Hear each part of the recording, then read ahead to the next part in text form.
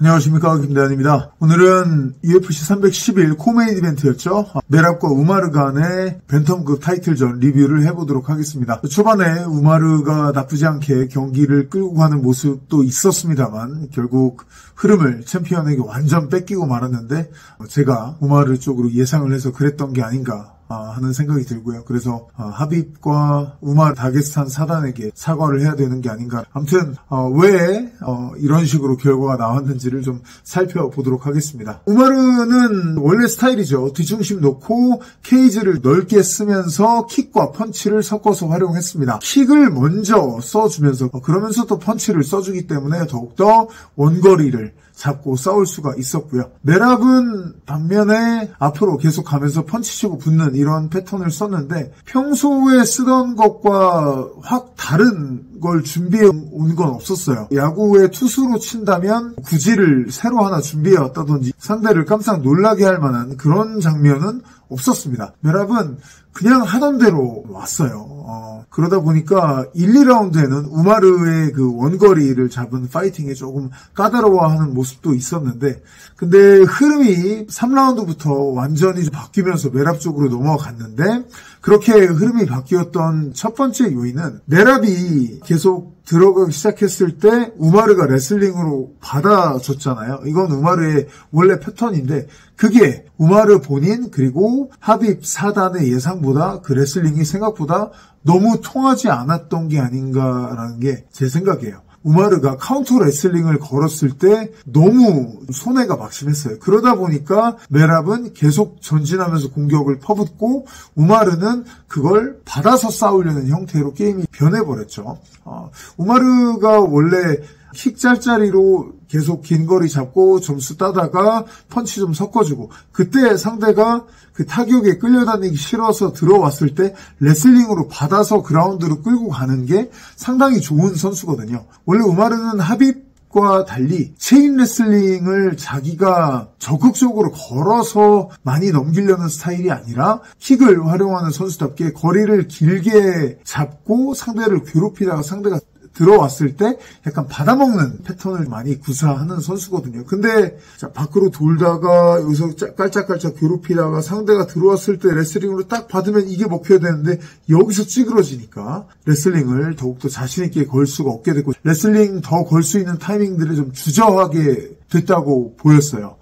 발도 붙고 그래서 악순환이 됐었고 그러다 보니 메랍은 더욱더 용감하게 성큼성큼 들어갈 수 있게 됐고 우마르는 더 밀리고 또 하나 생각할 수 있는 건 우마르의 펀치라든지 킥의 타이밍 이런 것들은 특히 경기 초반에는 나쁘지 않았어요. 근데 뚜껑을 열어보니 기록이 거짓말을 안 한다고 파워가 굉장히 센 타입이 아니라는 거죠. 우마르가 메랍의 맷집을 뚫고 흔들어서 메랍의 전진을 막을 수 있을 만한 파워가 우마르에겐 없다는 게 이번 경기에서 딱 나왔어요. 우마르의 전적을 보시면 이번 경기까지 전승이었는데 KO승이 딱 2번 있었거든요. 2번 중에 한 번이 UFC에서 거둔 거고 한 번이 타 무대에서 거둔 건데 타 무대에서 거뒀던 KO승은 스탠딩에서 빡 때려서 KO시킨 게 아니라 그라운드에서 다게스탄 수갑 컨트롤 포지션 잡고 때려서 TKO승을 거뒀던 거거든요. 그렇게 본다면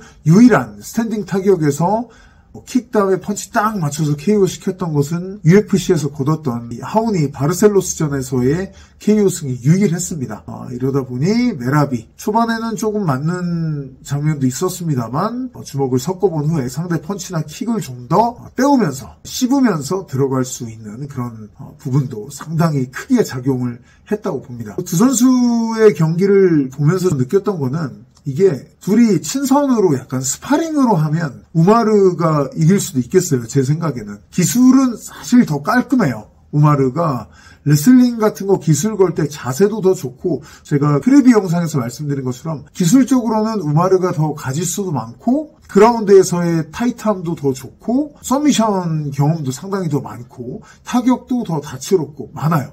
근데 실전으로 붙으면 메랍이 센 거죠. 그리고 둘 다 젊은 선수들이고 강하고 하니까 2차전을 할 가능성도 서로 계속 경기를 더 하다 보면 분명히 있겠습니다만 2차전으로 다시 붙으면 우마르가 제가 봤을 때는 더 힘들어질 수도 있어요.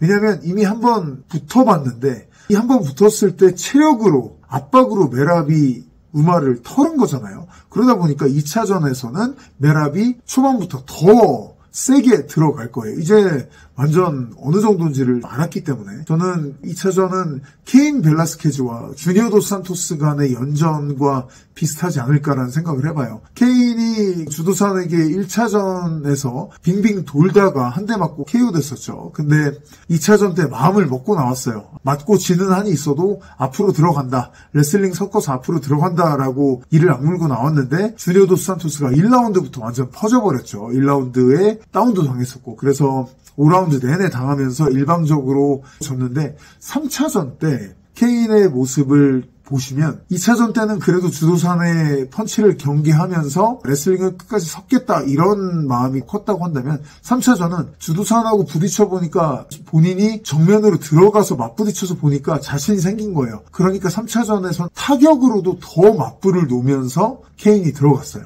레슬링을 하는 비중보다 타격으로 치고받는 비중이 3차전 때 많이 늘었습니다. 이게 자기가 마음 먹고 밀어보니까 몸싸움에서 밀리거든요. 밀리는 상대가 뻗는 펀치는 펀치력이 떨어질 수밖에 없어요. 조지 포먼이나 은간우나 이런 아주 특이한 케이스를 빼면 그러다 보니 케인은 더욱더 자신감이 차서 막 앞으로 들어갈 수가 있었거든요. 만약에 메랍이 우마르와 다시 싸우면 그런 식으로 더 자신감 있게 치고 들어갈 것으로 보이고 물론 우마르와 주도사는 다른 스타일이죠. 우마르는 좀 더 테크닉적인 면들을 강화해서 나올 수밖에 없지 않을까. 현재 상태에서의 레슬링 싸움으로 그래플링 싸움으로 간다면 본인이 기술이 더 많을지언정 메랍의 그 철옹성을 무너뜨릴 수 없다는 것은 이번 경기를 통해서 명약 관화해줬기 때문에 그래서 하비비 당연히 사촌 동생인 우마르를 위로해 주겠지만 위로는 잠깐 해주고 굉장히 세게 업그레이드를 위한 담금질을 시작하지 않을까라고 예상을 해보겠습니다. 자, 오늘 영상은 여기까지 하겠고요. 네, 다른 경기도 한번 괜찮은 것들이 있으면 리뷰를 또 해보도록 하겠습니다. 고맙습니다.